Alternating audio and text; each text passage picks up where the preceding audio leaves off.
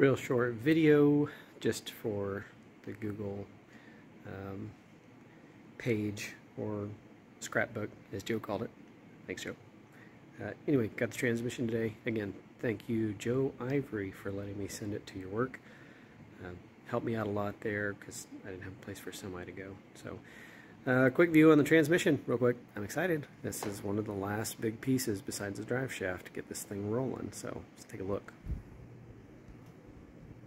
All right. Here it is. The Freddie Brown Performance Transmissions for STBE for electronic. I've got a, which you can't really see in there, maybe just barely. There's Precision Industries, about 3,500 RPM torque converter, multi-disc lockup, so should be a pretty good one. Freddie's already installed my shift lever down there for my shifter. Got a bracket over here to use for it. He also talked me into getting their relay controller, which this will be a fun one to, hopefully not too crazy to wire up, but it's crazy. This thing will, using just momentary switches, I can activate the lockup, deactivate the lockup.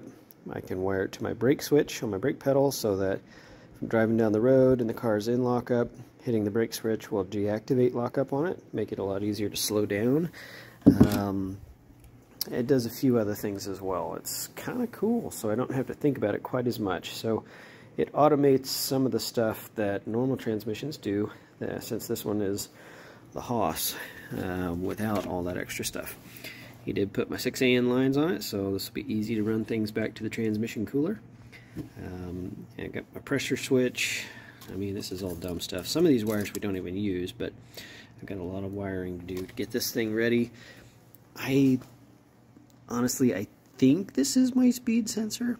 It's been a while since I've messed with these, but I'm pretty sure that's what that is. Don't have it on. Well, I guess I could look at this one. Let's see if we got a little gear in there.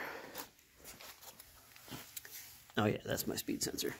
Okay, it goes right here. So I've got some extra ones of those laying over there, but very cool. So got the correct bracket on there for my shifter, like I said. I'm excited. So I'm glad I did not measure the drive shaft, because I'm really not sure if it's just the tail shaft seal on my old one that's different than the new one, and that this tail shaft still sticks out the same amount.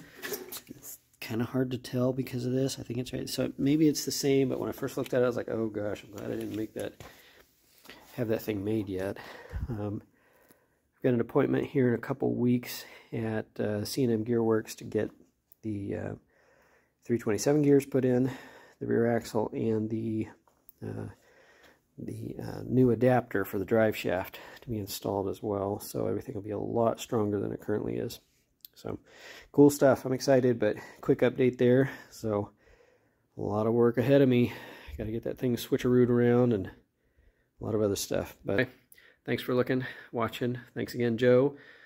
Thanks again, Allison and James, for putting up with me out here in the shop. Things are coming together. Thanks. Bye. All right, real fast video because it's after 1 o'clock in the morning, and I'm pretty tired. So I've been working on the just kind of finishing up details on the engine, putting the transmission together, mating it to the engine. Working on the starter, working on the harmonic balancer, the water pump, all the little nitpicky things that still have to be done. So real quick, let's see what we got.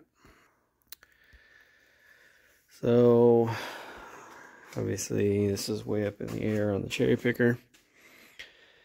We have the FB transmission mounted up, tightened in, got the flex plate shield on, bolted in.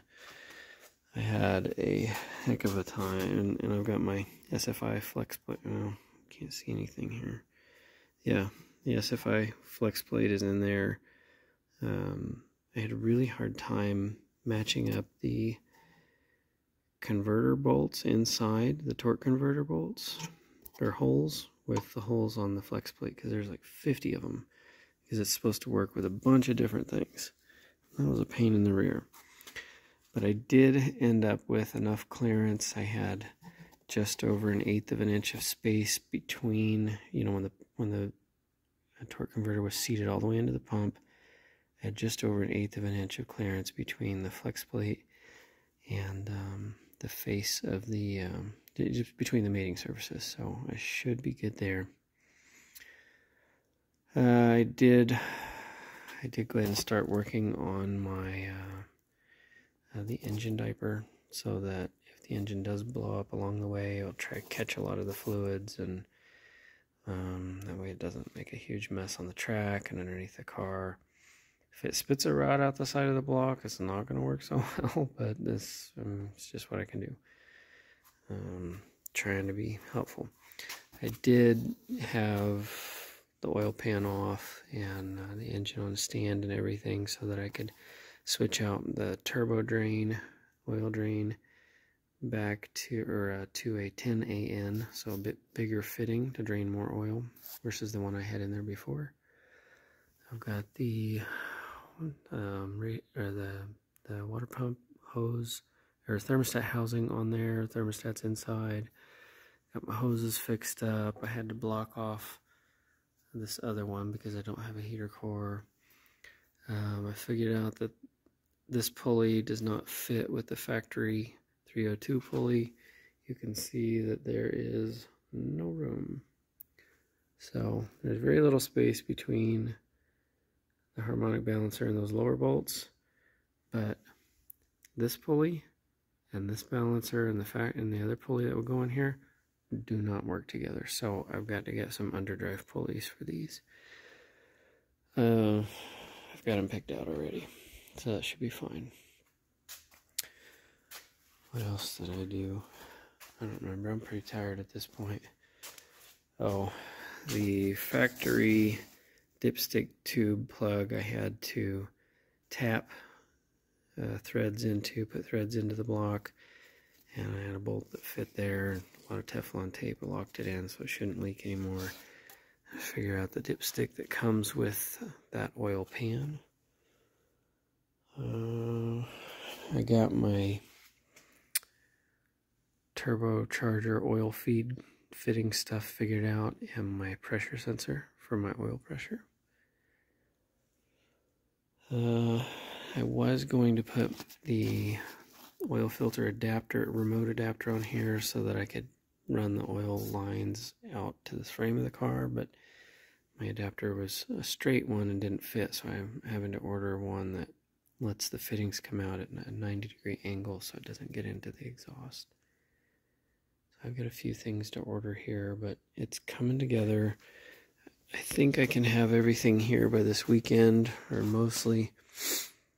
I had to order another little freeze plug thing for this hole because the other ones I got don't fit. They're too big.